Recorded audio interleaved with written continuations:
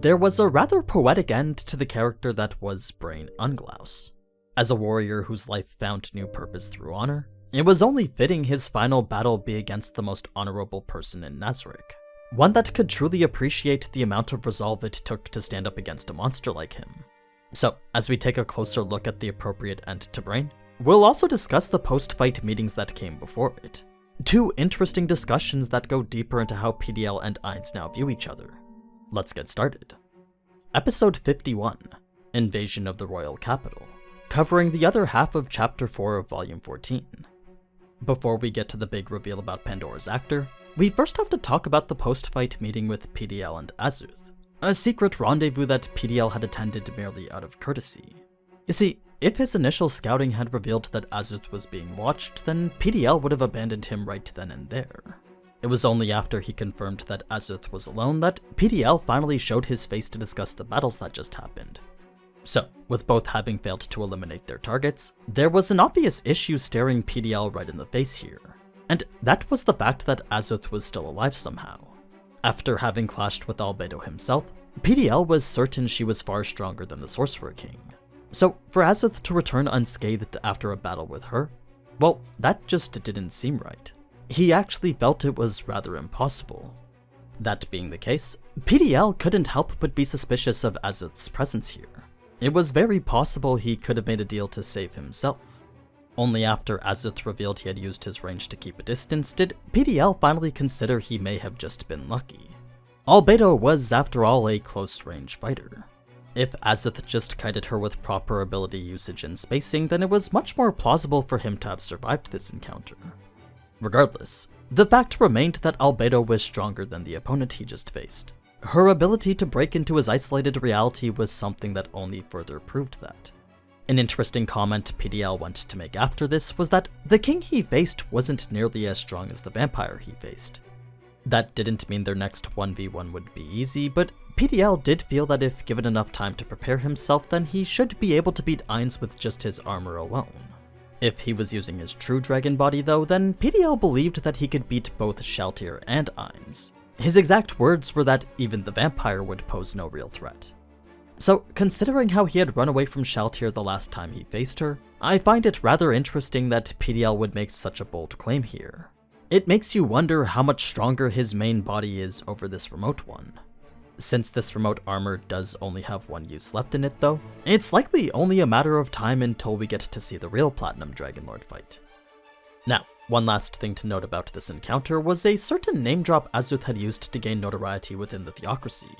You see, his position as a human wasn't all that important, but his possession of the drop of red had made him so.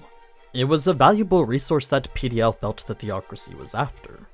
So, in order to avoid Azuth's untimely demise, PDL had given him a name to mention to them. We don't get to know what this name was, but apparently its very usage was enough to make Azuth's position extraordinarily more secure, thus ensuring his place as PDL's tool a little while longer. Fast forward now to the post-fight meeting in Nazarick, and that's when we get to the reveal of Pandora's actor. If you're wondering why I didn't mention him as Pandora's actor in the last episode though, well, that's simply because I was referring to the scene as how the novels did.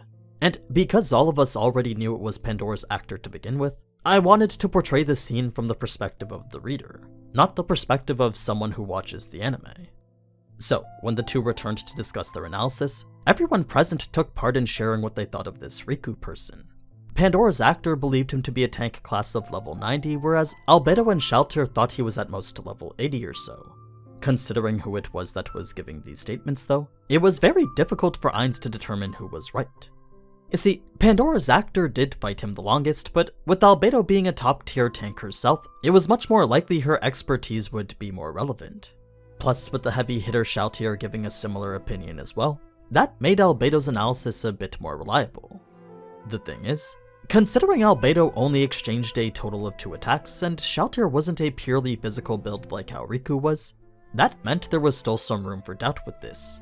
Perhaps if Sibas or COCYTUS were here watching, then them and their specialized melee builds would have helped to provide a more accurate assessment. Unfortunately, since they weren't though, Ainz could only go on the perspectives currently provided to him, resulting in the general consensus that Riku was a pure tank specializing in magic defense.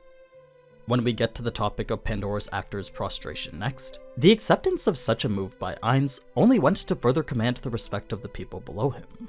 Reason being that only a ruler as magnanimous as himself would set aside his pride to accomplish the strategic goal.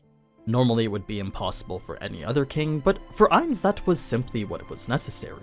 It was a tactical play that the Guardians couldn't help but admire, especially when they each began to consider how they would react to it. Should any other ruler had bent the knee to the Guardians present, then most, if not all, would have let their guards down.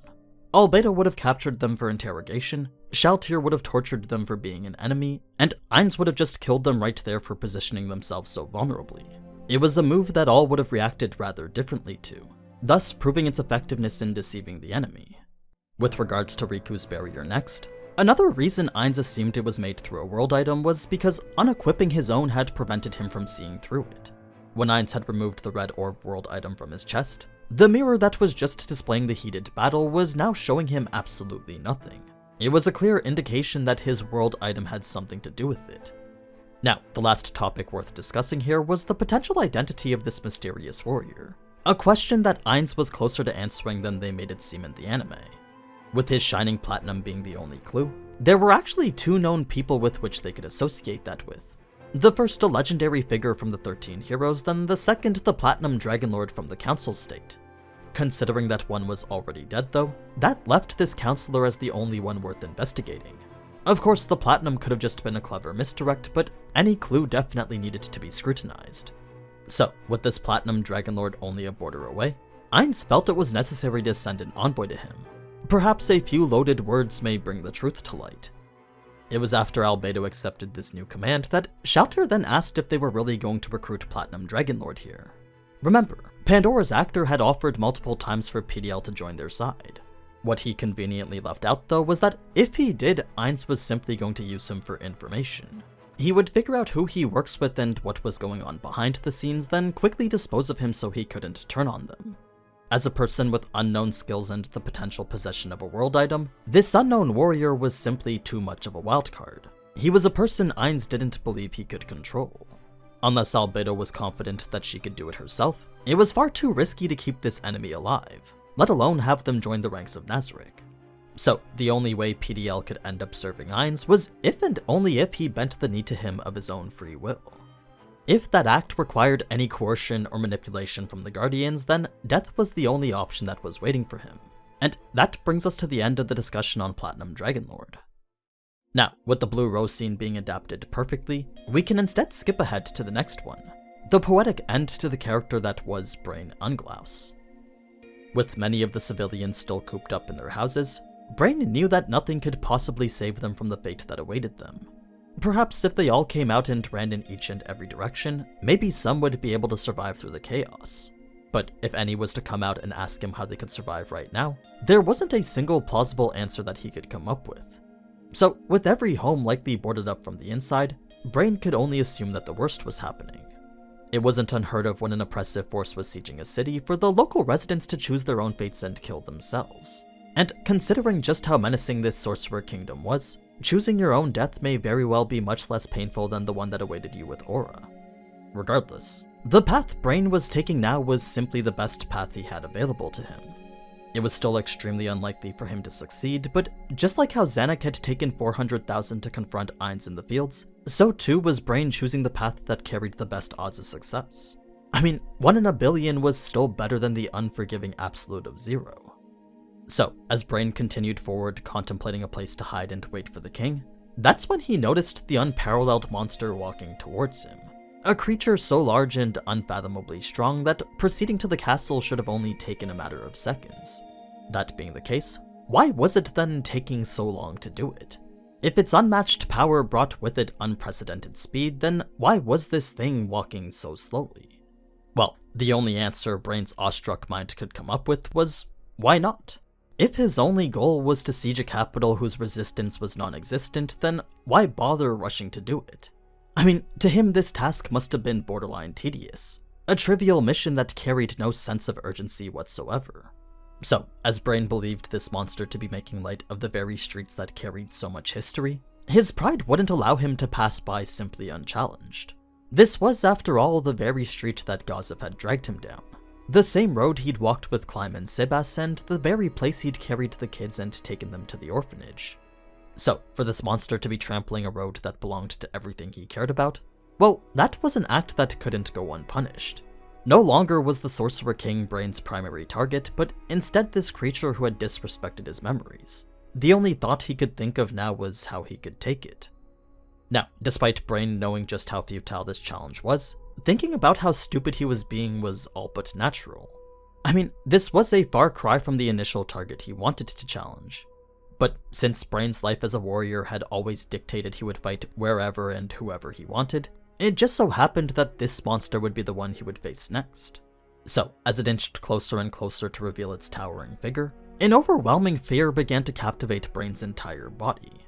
Every inch of his being was telling him to run away. All he needed was to act like one of the civilians, and surely this monster would bypass him just like the rest. That was the simple choice separating him from life and death here. When he saw the halberd this monster carried so proudly though, Brain instantly knew he'd stumbled across a warrior. A creature whose strength no amount of training would ever bring him to, yet someone he still wanted to fight regardless. So, after the two had gone to introduce themselves by name, the mention of COCYTUS had gone to jog Brain's memory a bit. Somewhere, somehow a very long time ago, Brain did believe he'd heard this name mentioned before. He couldn't quite remember where it was from, but that was the thought that had aligned itself right alongside the memory of Shalltear and Sebas. They were the trio of monsters whose power was at a level he could never reach. What Brain thought of next was just how grateful he was for COCYTUS to be respecting him here. You see, had the positions been reversed and he was facing a much weaker enemy, then the courtesy of an introduction wouldn't have even been given. He would have ignored the person in front of him, cut them down, then continued right on with what he was doing. So, for someone so powerful to actually acknowledge his challenge, well, that was an act that Brain could only be thankful for. One that was complemented by the honor of having his god-slaying blade be chosen to fight with. Now, the whole time Brain had spent preparing himself for this duel was actually time COCYTUS could have used to cut him down. You see, Brain had left himself open so he could compose himself and gather focus. A necessary step to rid himself of whatever hesitation was left in him. The fact COCYTUS didn't strike during that whole time was yet another act that spoke to his warrior's soul. That and the stance he had taken to fight were all things that showed he acknowledged Brain's resolve as a warrior. So, as he compared this opponent to the stark contrast from his duel with Shalltear, that's when he remembered again how he'd heard COCYTUS' name before. It was the last divergent thought he would allow before focusing solely on victory. Now, of the two core things required to achieve that, the first was to move faster than a Shalltear class monster, then the second was to strike hard enough to sever COCYTUS' limbs. Both of which Brain knew was just a complete and utter fantasy, but was something he would have to try if he was going to make it out of this. So, as he prepped himself to perform the nail clipper technique that got the best of Shalltear, what resulted instead was its evolution into true nail clipper. Through his use of domain and divine strike to set up 4-fold slash of light, Brain had further perfected this by adding in his 6-fold slash of light. Normally this wouldn't have been possible with his nail clipper stance, but by pushing himself to the limits of what he was capable of, Brain for the first time had forced 6-fold slash of light into his nail clipper art. It was the last step needed to finally surpass his rival Gauziv. In this very moment that Brain had acquired this new art, he had gone beyond what his late friend was capable of and entered into the realm of heroes that all but evaded him. He was now the strongest warrior the kingdom had ever come across. So, seeing that Brain had reached a level beyond his expectations, COCYTUS moved his leg forward for a single purpose. He had chosen to fully defeat Brain when he was at his best. An act that once again honored Brain as an opponent, but also served to push himself even further. With no focus remaining to activate any other arts, Brain pushed his body beyond its already maxed out limits and activated the 5th art of Ability Boost. Then, as if to achieve the impossible for a second time, Brain used all he could to activate one more art. His greater ability boost, which should have been all but impossible. But something that Brain didn't even know himself was that, as a warrior who possessed an innate talent that allowed him to increase his focus capacity, Brain was using it to break the very rules of the world and achieve this second miracle which permitted the activation of a 6th art. The first miracle was when he'd cut Shalltear's nail, and this next was to use power on a level that wasn't humanly possible. It was a realm of strength no human should have ever been capable of, thus the incredible strain it seemed to be putting on his body. So, what Brain had gone to achieve in this moment was the pinnacle of hard work which stemmed from his initial defeat with Shaltir. It was the amalgamation of all the experience he'd gained with Gazif, Clem, and Sibas. A fitting end to a warrior who once fought with arrogance, but now lifts his blade for the purpose of friendship and honor. And that's the memory that will be left behind with this small, untouched path of cobblestone.